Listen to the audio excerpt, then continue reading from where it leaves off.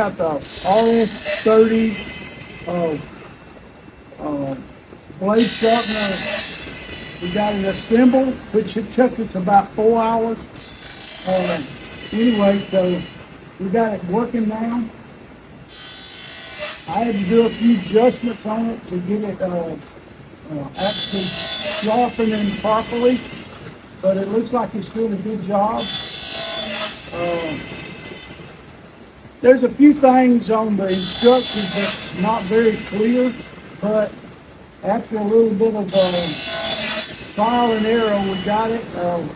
They left out a few for the wing nuts that was supposed to be in the package that wasn't there.